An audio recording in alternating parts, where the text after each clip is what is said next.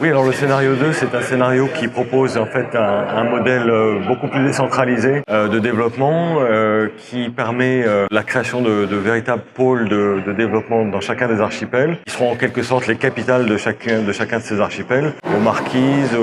aux Tuamotu, aux îles sous le vent, ainsi qu'aux Australes, en plus évidemment du pôle existant de Tahiti qui existe toujours, mais par contre effectivement dans la croissance de la population qui est attendue, c'est-à-dire toujours 30 000 habitants supplémentaires à l'horizon environ 2035, ce sont ces archipels périphériques, on va dire, qui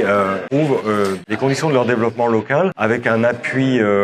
en termes d'ingénierie technique pour aider les porteurs de projets, d'ingénierie financière aussi. Et l'idée, c'est que dans ces pôles de développement ou capitales, il y ait des équipements pour la population qui leur permettent de se scolariser jusqu'à la fin du lycée, qui leur permettent de se faire soigner aussi, pas pour toutes les pathologies, mais pour les principales, qui leur permettent de se cultiver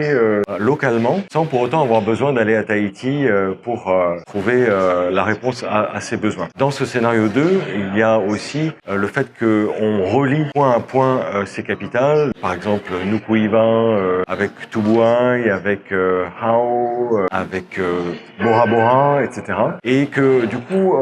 les communautés de ces différents archipels n'ont plus besoin nécessairement de transiter par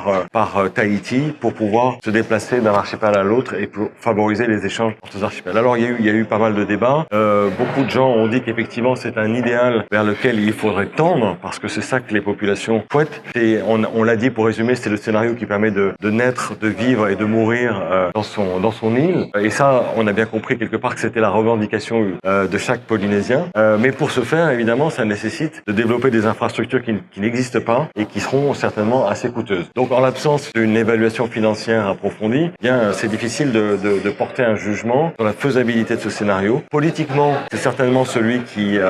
aurait le meilleur consensus, mais techniquement et financièrement, il reste encore à démontrer sa faisabilité. Je crois que les trois scénarios qu'ils nous ont proposés, comme on dit, c'est un progrès pour l'avenir du pays parce que justement on est en train de se projeter pour les générations futures et nous à l'école on est en train justement de préparer ces générations futures à aborder la transition aujourd'hui écologique surtout, se rendre compte de la beauté et de la richesse de notre pays et de la nécessité de le préserver mais aussi de s'en servir pour vivre bien et vivre de manière durable. Voilà, donc les trois scénarios sont intéressants dans ce sens-là. Et quel que soit le scénario de référence retenu, ce qui est important, c'est de ne pas justement occulter cet aspect développement durable et préservation des écosystèmes et ne pas les voir comme quelque chose à part, mais quelque chose d'intégré pour qu'on puisse développer notre vie future. Le schéma qui nous a été présenté ce matin est très intéressant. Ça va dans le sens, dans l'orientation politique que nous,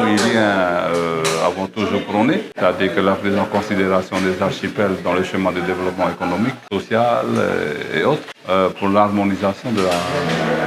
ce développement en Polynésie française. Je pense que le schéma de ce matin est, comme je le disais, est très intéressant dans le sens que c'est toute la Polynésie qui participe au développement économique de la Polynésie et non pas Tahiti, simplement, qui se fait parfois au détriment des autres archipels. Quand on parle de perles de Tuamotu, on parle plutôt des perles de Tahiti à l'étranger. Et quand on parle du tourisme polynésien, du tourisme de Tahiti, c'est Bora qui draine plus de 100 000 touristes par an. Alors, en fin de compte, tout ce développement se fait en dehors de Tahiti, mais au nom de Tahiti, tu vois.